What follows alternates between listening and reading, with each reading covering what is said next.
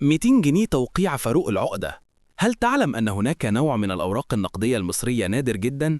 اليوم سنحدثكم عن 200 جنيه التي تعتبر من أندر العملات التي خرجت من البنك المركزي المصري.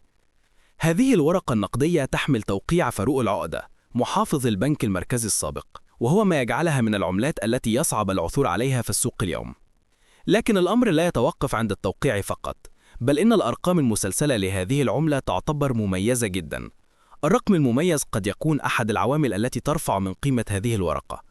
الأرقام المتسلسلة الخاصة بهذه العملات أصبحت في الوقت الحالي محط اهتمام جميع العملات والمستثمرين على حد سواء.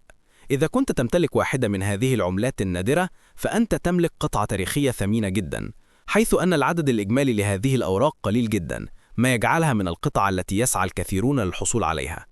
ال200 جنيه هذه ليست مجرد ورقة نقدية، بل هي مثال على دقة التصنيع وجودة الأوراق النقدية المصرية، وقد تم تزويدها ببعض الميزات الأمنية التي تجعل من الصعب تزويرها. إذا كنت من هواة جمع العملات أو لديك واحدة من هذه العملات النادرة، فكن على يقين أنك تمتلك قيمة حقيقية لا تقدر بثمن.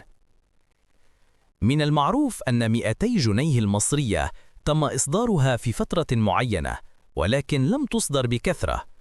يعتبر العدد المحدود من هذه الأوراق دليلاً على ندرتها. لا تقتصر قيمتها على كونها مجرد عملة نقدية، بل هي أيضاً جزء من تاريخ الاقتصاد المصري.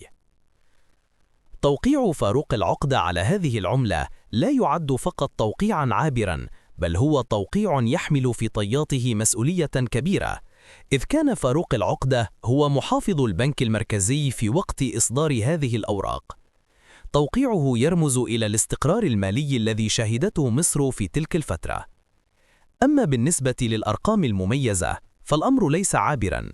تعتبر الأرقام المتسلسلة أو الأرقام الفاخرة مثل 111111 أو 123456 من بين أكثر الأرقام التي يبحث عنها جامعو العملات.